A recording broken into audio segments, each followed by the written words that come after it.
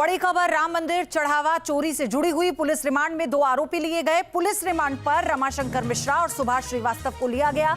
SOG कार्यालय में दोनों आरोपियों से पूछताछ होगी। दोनों को पैसों के बंटवारे वाले ठिकानों पर ले जाएगी पुलिस। ये सूत्र बता रहे हैं पैसे जहां पर रखे हुए थे, जहां रखे जाते थे, उस ठिकाने पर लेकर जाएगी पुलिस। हालांकि इससे पहले भी जो बाकी 8 आरोपी हैं उनकी निशानदेही पर भी उस जगह पर जाती है पुलिस जहां पर बैठकर ये 8 पैसे का बंटवारा किया करते थे।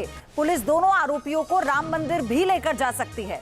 तो राम मंदिर चढ़ावा चोरी मामले में आज एसआईटी अपनी रिपोर्ट सौंप सकती है, सरकार को फाइनल जांच रिपोर्ट सौंप सकती है। आज एसआईटी की जांच अवधि खत्म हो रही है, यानी आज 15 तारीख को एसआईटी को अपनी फाइनल रिपोर्ट सौंपनी थी और आज जानकारी यह है कि अपनी जांच रिपोर्ट एसआईटी सरकार को सौंप सकती है। तो ये बड़ी खबर इस वक्त आपको हम बता रहे हैं इसमें। और अब इस रिपोर्ट में निकलकर क्या आता है, सबसे बड़ा सवाल यही है किस तरह से जांच आगे बढ़ाई जा रही है एसआईटी की तरफ से। एक तरफ पुलिस भी इस पूरे मामले की जांच को अंजाम दे रही है, लेकिन आज क्योंकि 15 तारीख को फाइनल रिपोर्ट सबमिट करनी थी एसआईटी को, तो आज सरकार को अपनी एसआईटी जो है वो फाइनल रिपोर्ट सौंप सकती है। फिलहाल ये सूत्र बता रहे हैं। तो दोनों आरोपियों से पूछताछ के अलावा पुलिस उन्हें मंदिर भी लेकर जाएगी जहां पैसे की बंदरबाट होती थी, पैसा छिपाकर रखा जाता था, वहां पर भी लेकर जाएगी। तो राम मंदिर चढ़ावा चोरी की जांच के बीच ट्रस्ट के कोषाध्यक्ष गोविंद देवगिरी मीडिया के सामने आए। उन्होंने कहा कि चंपत राय की लापरवाही से चढ़ावा चोरी की घटना हुई। उन्होंने खुद ही इस्तीफा दे दिया, उन पर कोई दबाव नहीं था। गोविंद देवगिरी ने महज 3 करोड़ की चोरी का भी दावा किया, जिस पर सियासत गरमा चुकी है। देशाच्या संविधानामध्ये, घटनेमध्ये अशा प्रकारची तरतूद आहे की राजीनामा दिल्यानंतर तो मान्य करण्याची आवश्यकता नसते, तो दिला म्हणजे तो आपोआप स्वीकारला गेला असं होतं। खापर त्यांच्यावरती फोडलं गेलं असं पण नाही म्हणता येणार, कारण त्यांचा हलगर्जीपणा या सगळ्या गोष्टीला पुष्कळसा कारणीभूत आहे आणि हे त्यांच्या पण लक्षात आलं आणि म्हणून त्यांनी स्वेच्छेनं दिलेला आहे, तो कुठल्याही दडपणाखाली दिलेला नाही। इतना ही नहीं, गोविंद देव ने राम मंदिर में निगरानी व्यवस्था में चूक की बात तो स्वीकार की, लेकिन व्यक्तिगत रूप से खुद को दोषी नहीं माना और इस्तीफे से इनकार किया। उन्होंने खुद को छत्रपति शिवाजी महाराज का अनुयायी बताया और कहा कि वो भागने वालों में से नहीं है। इसलिए याद किया कि कल पूरे देश के मीडिया में कोषाध्यक्ष ने भी इस्तीफा देने का मन बनाया है, ऐसी वार्ता आने लगी। इसके कारण अनेक लोग आहत भी हुए, मुझे मैसेज और फोन भी आने लगे। ये वार्ता निराधार है।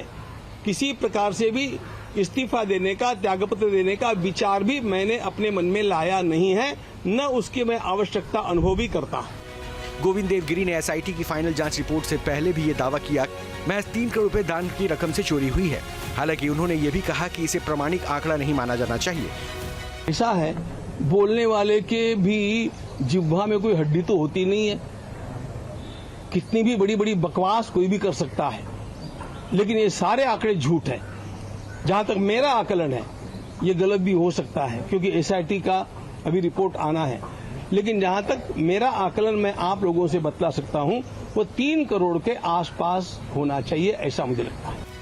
गोविंद देवगिरी के 3 करोड़ वाले बयान पर सियासत गरमा गई है। कांग्रेस और शिवसेना यूबीटी ने पलटवार करते हुए कहा है कि बात 3 करोड़ की नहीं, आस्था के भावनाओं को ठेस पहुंचाने की है। देखिए, ये सवाल पैसों का नहीं है, इन लोगों की भावनाओं के साथ जो खिलवाड़ हुई है, लोगों ने बहुत आस्था से, सभी ने जितना जिनका कैपेसिटी उनसे पैसे दिए थे, सोना दिया था, चांदी दी थी, तो वो 3 करोड़ क्यों, 30 करोड़ क्यों, 3000 करोड़ क्यों, चोरी होना ही मंजूर नहीं हमें, क्योंकि ये खिलवाड़ है हमारे लोगों के साथ। ये कह देना कि सिर्फ 3 करोड़ का है, 3 करोड़ का भी क्यों है, सवाल ये है, अमाउंट की बात नहीं है। ये जो मन में एक कपट है, छल कपट हुआ है, उसके ऊपर सबको आहत पहुंची है। वो ठेस जो पहुंची है, उसकी भरपाई कौन करेगा। वहीं राम मंदिर चढ़ावा चोरी में घिरे चंपत राय के खिलाफ राम जन्मभूमि थाना प्रार्थना पत्र देकर एफआईआर दर्ज करने की मांग की गई है। राम जानकी मंदिर के महंत संत दास ने ये चंपत राय के पुराने बयान को लेकर मांग की है। देखिए, जो चंपत राय हैं, वो रामद्रोही चंपत राय ने वो कहते हैं कि हम जो है राम अपने भाई के नहीं हुए तो हम लोगों के क्या होंगे, और हमको राम राज्य नहीं चाहिए। इस संबंध में उन्होंने एक बाइट दिया है, उस बाइट की कॉपी हमने और यहाँ जो है यहाँ इंचार्ज साहब को, थाना इंचार्ज साहब को दिया है। और अपने जो प्रार्थना पत्र दिया है FIR दर्ज करने के लिए। बहरहाल SIT अपना कार्य कर रही है। जांच के बाद ये साफ होगा कि चढ़ावा चोरी में लापरवाही कैसे हुई, कौन कौन इसके लिए जिम्मेदार हैं, जांच की आज कहां तक पहुंचती है। Team news nation. और KB शुक्ला इस वक्त अयोध्या से मेरे साथ जुड़ चुके हैं। KB शुक्ला, आज दिन 2 आरोपियों को कस्टडी में लेकर पूछताछ होगी, उन्हें राम मंदिर भी ले जाया जा सकता है, क्या और डिटेल्स हैं इसके बारे में? क्या हमको बता दें कि लगभग 8:30 बजे इनकी रिमांड शुरू हुई है। रिमांड 14 घंटे की है। लगभग 10:30 बजे इनकी रिमांड पूरी होगी।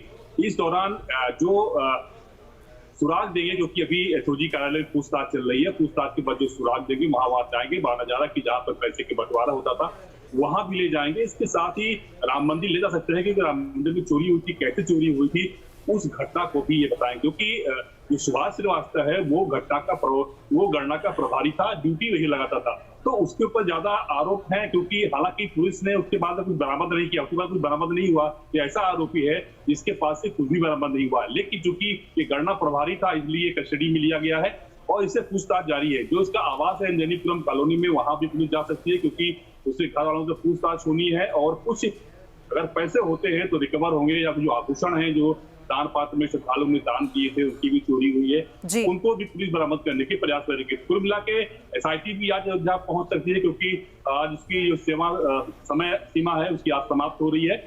जल्द से जल्द उसको जो है अपनी रिपोर्ट, जो फाइनल रिपोर्ट है उसको सौंपनी है। तो कुल मिला के इस तरह देखा जा रहा है दोहरी जांच चल रही है। SIT की जांच आज आखिरी दिन है और सबकी नजर इस बात पर भी होगी KB शुक्ला, SIT अगर आज अपनी फाइनल रिपोर्ट सरकार को सौंपती है तो उसमें और क्या क्या निकलकर सामने आया है। आपसे और जानकारी हम लेंगे, धन्यवाद आपका। अगली बड़ी खबर, नोएडा में साइबर ठगों ने 75 वर्षीय एक बुजुर्ग को 3 दिन तक डिजिटल अरेस्ट किया। इस शख्स को जेल भेजने का डर दिखाकर 35 लाख रुपए की ठगी कर ली गई।